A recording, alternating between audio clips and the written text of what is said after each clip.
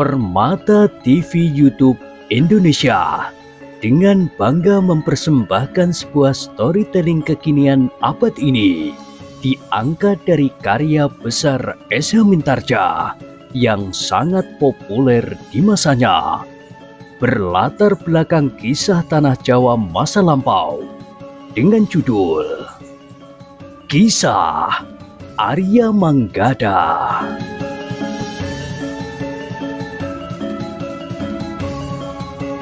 Pada kesempatan yang sangat baik ini, kita masuk pada episode yang ke-147.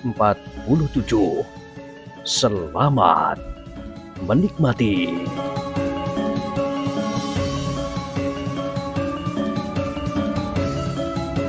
Di akhir kisah sebelumnya disebutkan, Delima benar-benar gelisah melihat Ki Pandi yang nampaknya sudah tidak berdaya lagi untuk menyelamatkan diri.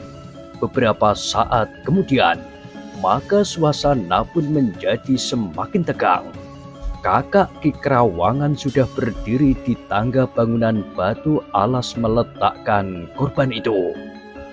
Orang-orang padukuhan yang berdiri dalam deret-deretan itu pun menjadi semakin tegang. Tidak seorang pun yang bergerak, bahkan mata mereka pun seakan-akan tidak berkedip lagi. Kakak Ki Krawangan yang berdiri di tangga itu pun kemudian berkata, "Saudara-saudaraku, di sini sekarang ada orang yang lebih tua dari aku dalam tataran kedudukan kami di Padepokan. Karena itu, biarlah saudaraku yang lebih tua itu mengambil keputusan tentang orang bongkok itu." Orang-orang padukuhan itu menjadi semakin berdebar-debar. Mereka tidak tahu perasaan apakah yang sebenarnya bergejolak di dalam hati mereka. Seperti kegelisahan menyala di dada orang-orang itu. Mereka merasa iba melihat orang bongkok yang berdiri diapit oleh dua orang cantrik yang masih muda, serta bertubuh tegap kekar. Mereka yakin bahwa orang bongkok itu akan mendapatkan hukuman, karena ia telah berani membawa persembahan yang tidak memadai. Namun sementara itu, orang-orang itu juga merasa tersinggung. Orang bongkok itu seakan-akan dengan sengaja merendahkan derajat kepercayaan mereka.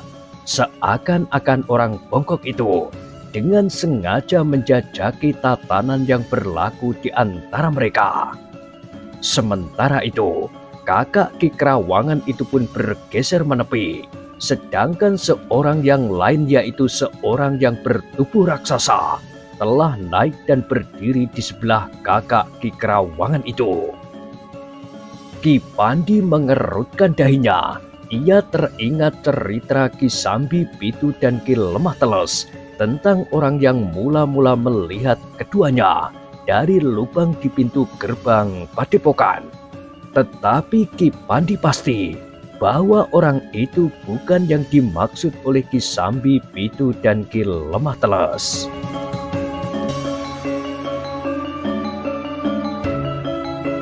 Orang yang bertubuh raksasa dan berdiri di tangga itu pun kemudian berkata, "Aku akan mengambil alih tugas saudaraku. Persoalannya memang tidak sederhana. Bukan sekedar seseorang yang ingin mencari kesejahteraan hidup lahir dan batin, serta bukan orang yang mencari ketentraman sejati di bawah naungan kuasa api yang menghembuskan kehidupan serta memancarkan kesejukan dan kedamaian hati di malam hari." Orang-orang yang mendengarkan sesorah itu menjadi semakin tegang. Mereka semakin yakin bahwa sesuatu yang tidak diharapkan akan terjadi malam itu di sanggar mereka. Dalam pada itu, orang yang bertubuh raksasa itu pun berkata, "Ternyata orang bongkok yang datang ke sanggar ini tidak berbeda dengan kedua orang asing yang telah mendatangi Padepokan. Mereka bukan saja telah menghina kepercayaan yang kita junjung tinggi, Tetapi mereka telah menyerang dan melukai saudara-saudara kita yang justru ingin menolong mereka, menunjukkan jalan keluar dari lingkungan ini. Saudara-saudara kita yang sama sekali tidak menduga itu, tidak sempat membela diri. Ki Pandi yang telah mendengar cerita Ki Sambi Pitu dan Ki Lemah Teles segera menghubungkan dengan cerita orang bertubuh raksasa itu, meskipun cerita itu sudah diputar balikannya. Namun Ki Pandi sama sekali tidak mengatakan sesuatu. Orang bertubuh raksasa itu pun berkata selanjutnya, "Nah, bukankah orang bongkok ini juga telah menghina kita semuanya? Lihat, apa yang dipersiapkannya di atas alas persembahan kita. Selama ini kita selalu mempersembahkan korban yang bernyawa. Tetapi orang bongkok itu telah membawa setandan pisang kemari." Orang itu terdiam sejenak ketika ia memandang Ki Pandi yang berdiri termangu-mangu. Maka semua orang telah memandang Ki Pandi pula. Apakah kita akan membiarkan pengalaman ini terjadi atas kita?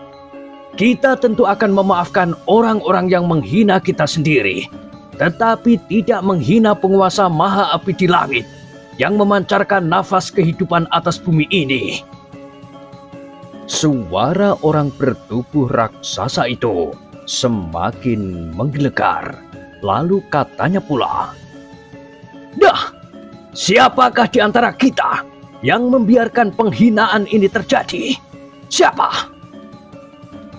Semua orang yang ada di sanggar itu tetap berdiam diri dalam keadaan yang biasa. Jika mereka datang untuk mendengarkan sesorah, mereka sudah harus berdiam diri, apalagi dalam keadaan yang sangat tegang itu.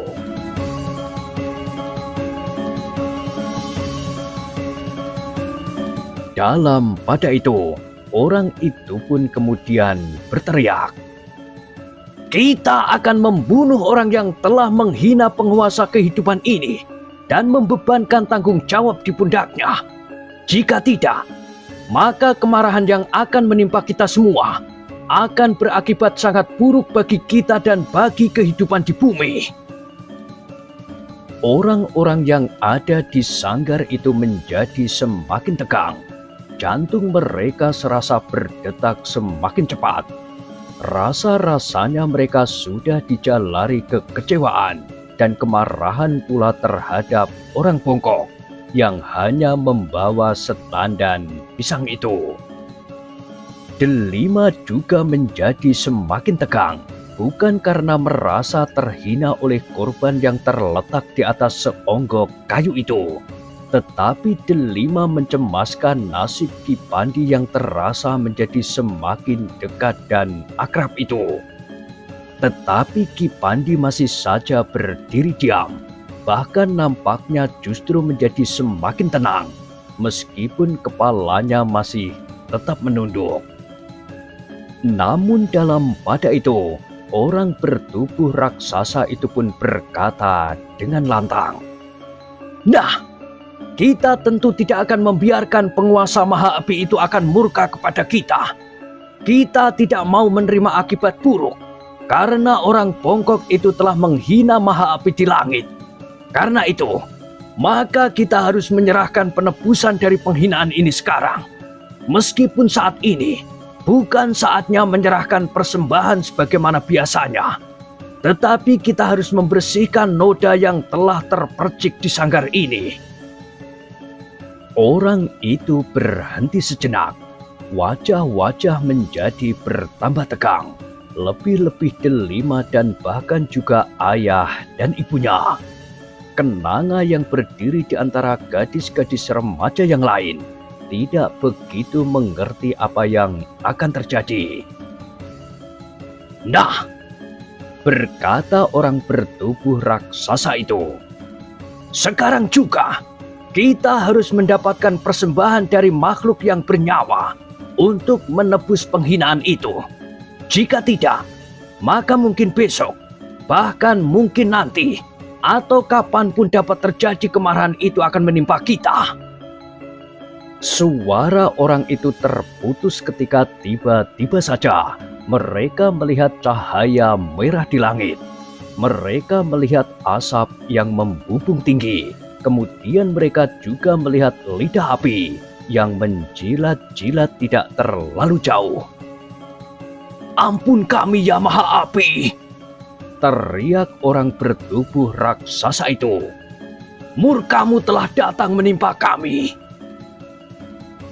Orang-orang yang ada di sanggar itu menjadi gelisah. Mereka sadar sesadar-sadarnya bahwa telah terjadi kebakaran di padukuhan mereka.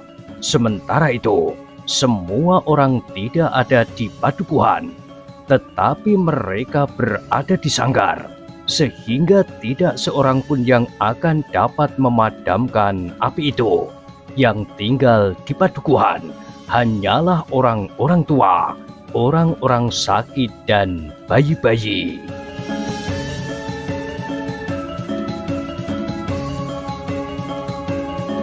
Namun orang bertubuh raksasa itu berteriak, "Kita tidak akan mampu melawan kemurkaan itu.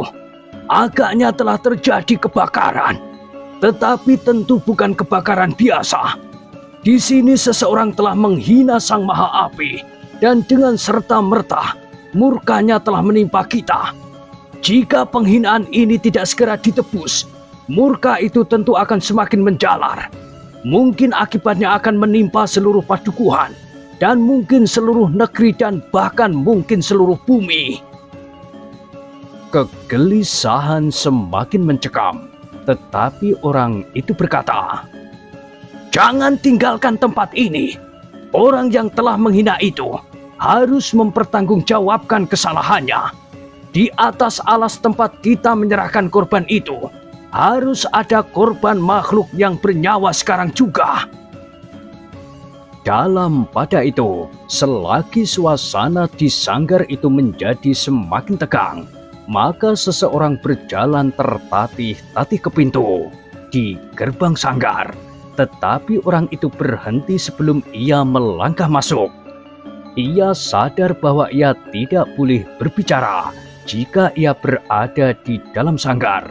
Karena itu, selagi ia masih berada di luar, maka ia pun telah berteriak, "Banjar padukuhan kita terbakar!"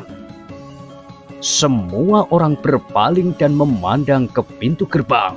Mereka melihat seorang tua yang berdiri gemetar, laki-laki tua yang sedang sakit.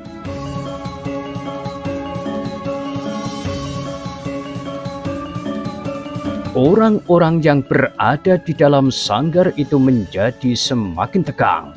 Dua orang cantrik telah berlari-lari ke arah orang tua itu. Ketika orang tua itu hampir saja terjatuh karena tubuhnya yang sakit itu menjadi lemah serta letih, maka kedua orang cantrik itu sempat menolongnya. "Banjar padukuhan itu terbakar!" Orang itu berdesis lagi. Seorang dari kedua cantrik itu telah melangkah masuk ke dalam sanggar. Dengan lantang ia berkata, "Banjar padukuhan itu telah terbakar. Murka Sang Maha Api telah menimpa kita." Orang yang bertubuh raksasa yang berdiri di tangga bangunan batu sebagai alas persembahan itu berkata, "Kita harus cepat-cepat menyerahkan korban agar kemarahan itu mereda." Orang-orang yang berdiri di sanggar itu telah dicekam oleh suasana yang tidak menentu. Mereka menjadi sangat ketakutan melihat bahwa api telah mulai menelan korban di padukuhan mereka. Banjar padukuhan tiba-tiba saja telah terbakar.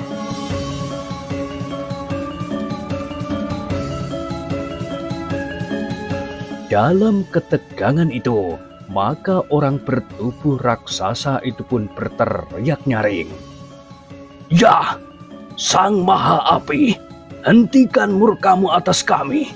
Sekarang kami akan menyerahkan korban untuk menebus kesalahan kami, karena kami telah berani menghina kuasa Sang Maha Api. Meskipun korban yang kami serahkan kali ini bukan korban di bawah wajah purnama yang lembut, serta bukan pula korban yang kehadirannya di atas bumi ini berada di bawah percikan cahaya api damaimu. Namun kami mohon, korban yang kami serahkan ini dapat menebus kesalahan yang pernah dilakukannya sendiri, karena ia telah menghina kuasamu yang tidak terbatas. Semua orang terkejut mendengarnya. Seorang laki-laki kurus menjadi gemetar, sementara Ki Krawangan menjadi gelisah. Delima berusaha untuk tidak menjadi pingsan, karena ia tahu maksud orang bertubuh raksasa itu. Ki Pandilah yang akan dikorbankan. Sebenarnya lah, sesaat kemudian orang-orang padepokan yang berada di sanggar itu telah mengerumuni Ki Pandi, termasuk kakak Ki Krawangan dan orang bertubuh raksasa itu.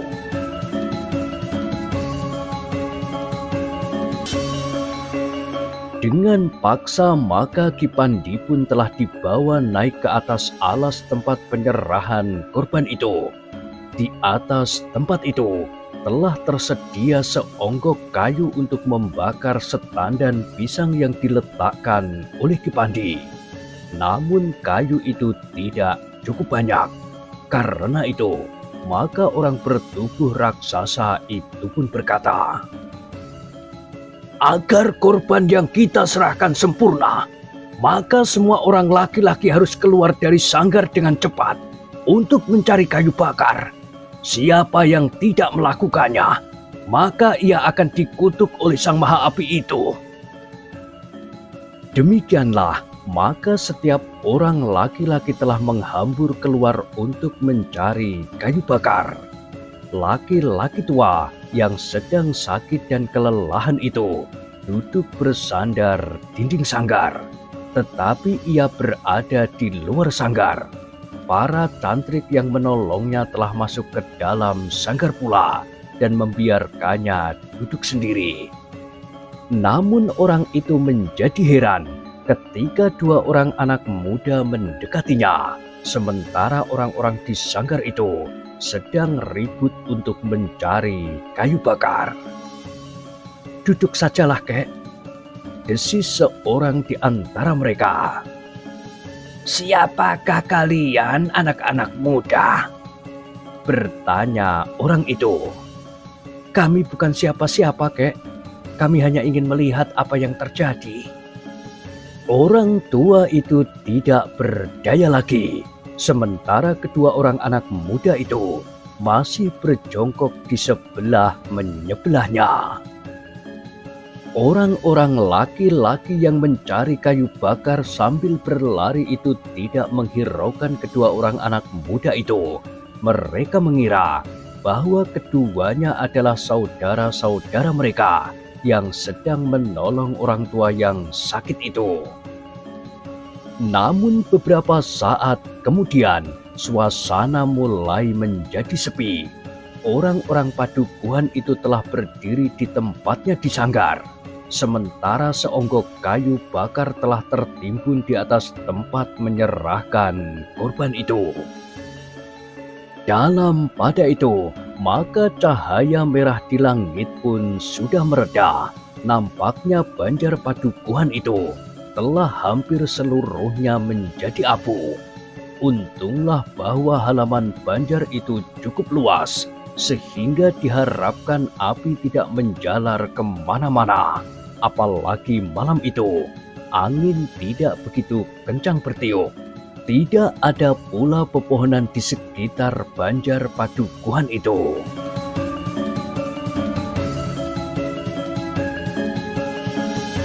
Dalam pada itu, Ki Pandi telah berada di tangan orang-orang padepokan.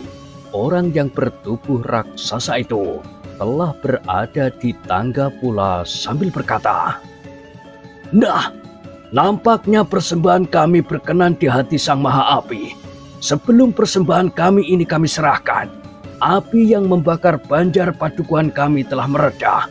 Satu pertanda yang baik bagi kita. Karena itu, maka persembahan kami ini akan segera kami serahkan dengan perantaraan api pula. Darah Delima bagaikan mengalir, namun Delima tidak pingsan. Ia melihat orang bongkok itu didorong untuk naik ke atas bangunan batu sebagai alas persembahan itu. Delima dan orang-orang yang hadir di sanggar itu menjadi heran.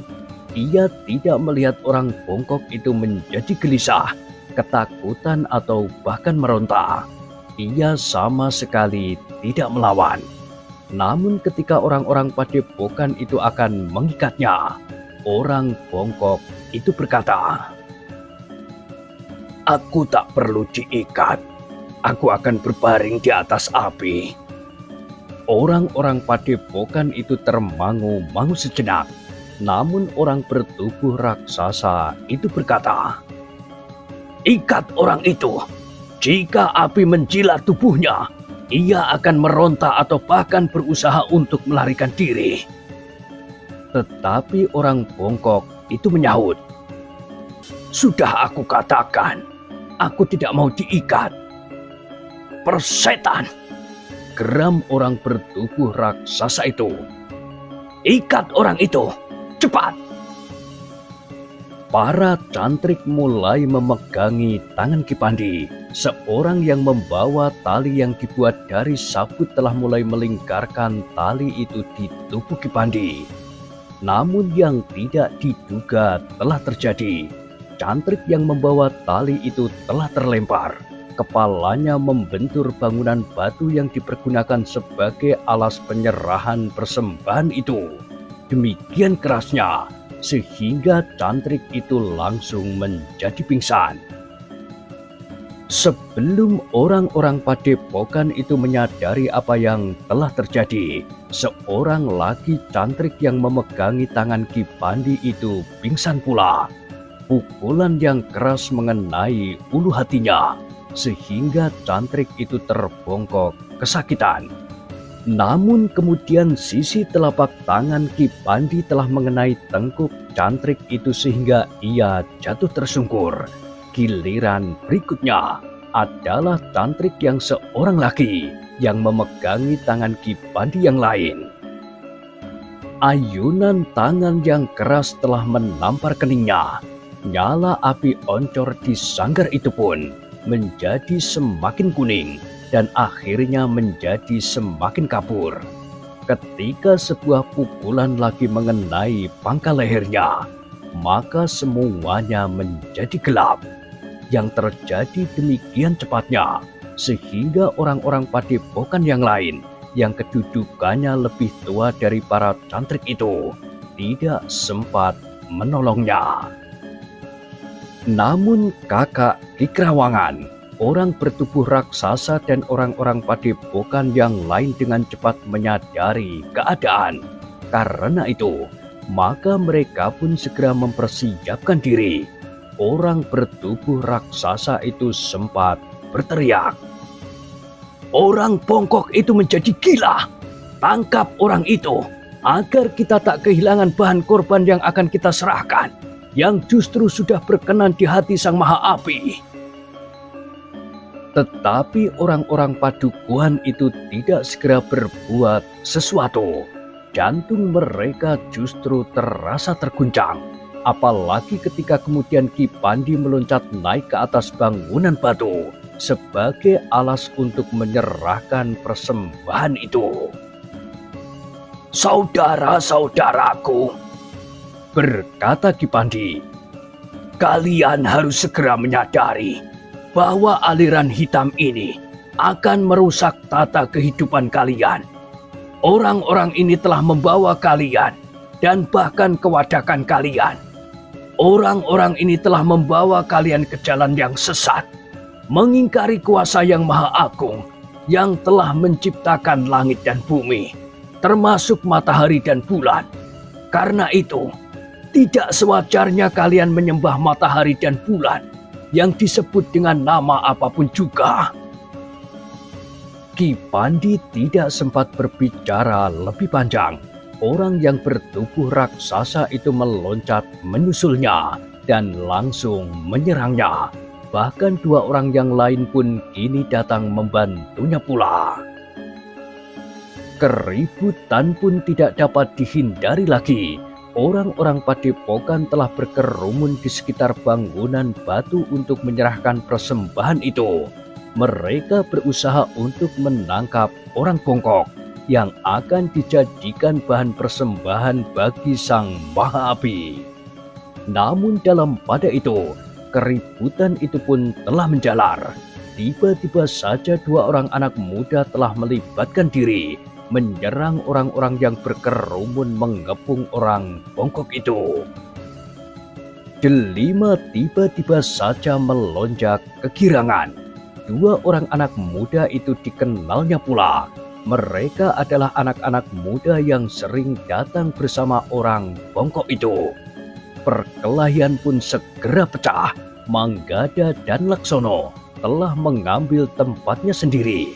Mereka telah bersiap menghadapi orang-orang padepokan yang ada di sanggar itu.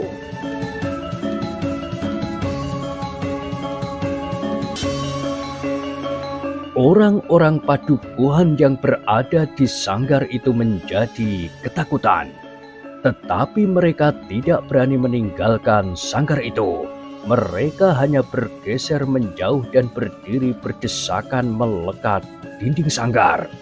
Ternyata yang kemudian bertempur melawan orang-orang padepokan itu tidak hanya orang bongkok dan dua orang anak muda saja, tetapi ada orang lain yang telah melibatkan diri pula di antara mereka. Beberapa saat kemudian, sanggar itu benar-benar menjadi kacau ketika oncor-oncor yang menerangi sanggar itu padam satu demi satu.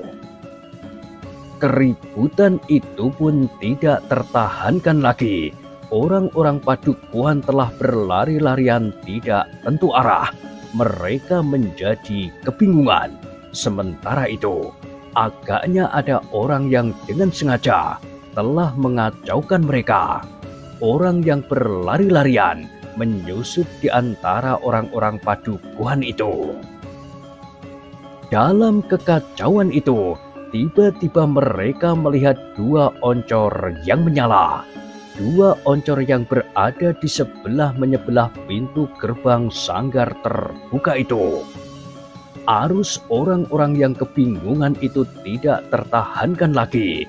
Mereka berlari-larian keluar dari sanggar melalui pintu gerbang yang tiba-tiba telah terbuka selebar-lebarnya. Terdengar anak-anak berteriak-teriak ketakutan. Bahkan kemudian suara tangis pun melengking di mana-mana. Namun beberapa saat kemudian beberapa buah oncor telah menyala kembali di sekitar pintu gerbang. 2, 3, kemudian 4 buah.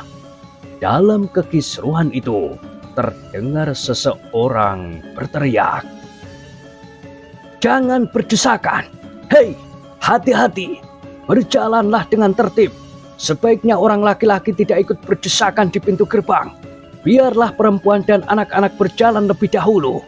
Orang-orang laki-laki sebaiknya justru ikut mengatur agar tidak terjadi kecelakaan."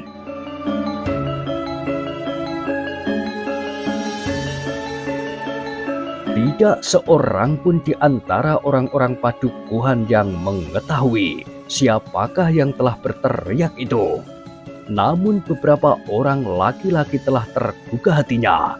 Mereka segera menepi dan mulai ikut mengatur arus keluar orang-orang padukuhan itu. 4 orang laki-laki yang memegang oncor itu justru bingung sendiri.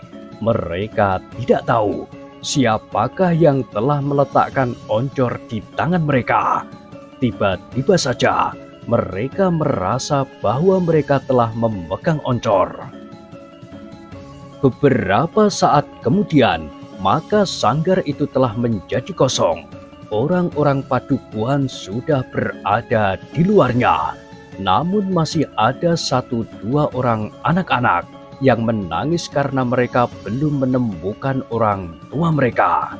Tetapi dalam waktu singkat, karena orang-orang Padukuhan itu sudah saling mengenal, anak-anak itu pun telah berada di tangan ayah dan ibunya. Namun pada itu, di dalam sanggar, pertempuran masih berlangsung. Orang-orang Padepokan yang berada di sanggar itu telah bertempur dengan orang-orang yang tidak mereka kenal selain orang bongkok itu. Delima juga sudah berada di luar. Masih saja ia berdebar-debar. Ia tidak tahu apa yang terjadi di dalam sanggar. Tetapi Delima dan orang-orang Padukuhan masih mendengar keributan di dalam sanggar.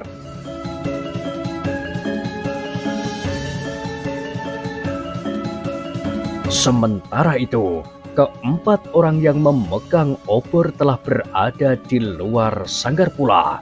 Namun orang-orang Padukuhan itu tidak tahu apa yang harus mereka lakukan.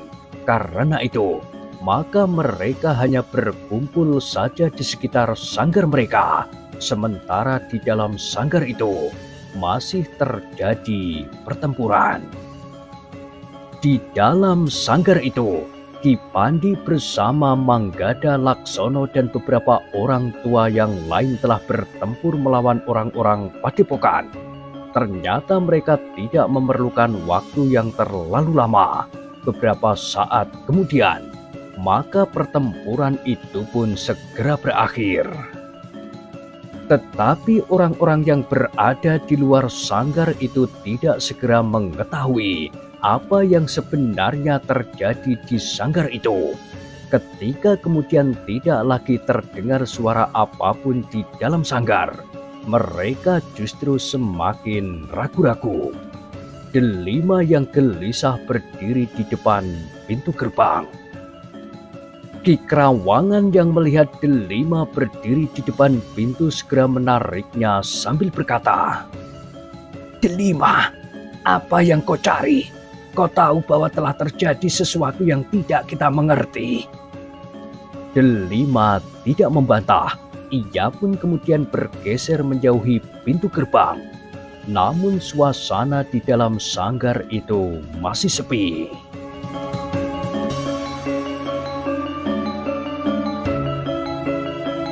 Angin malam berhembus semakin dingin.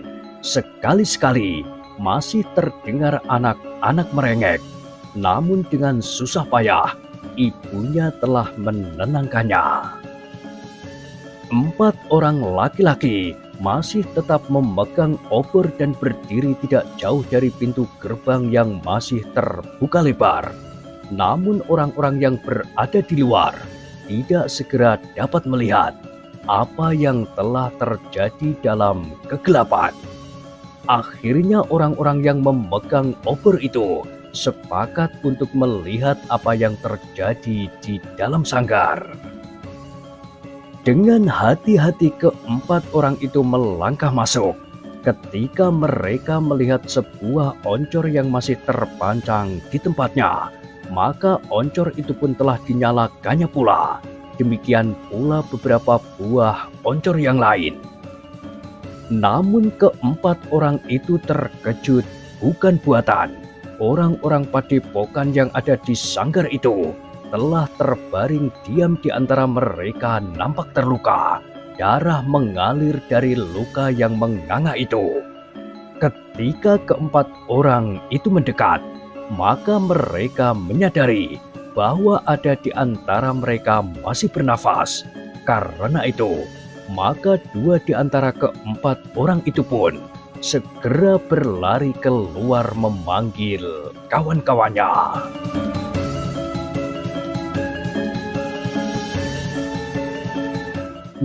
Nah, bagaimanakah kisah selanjutnya?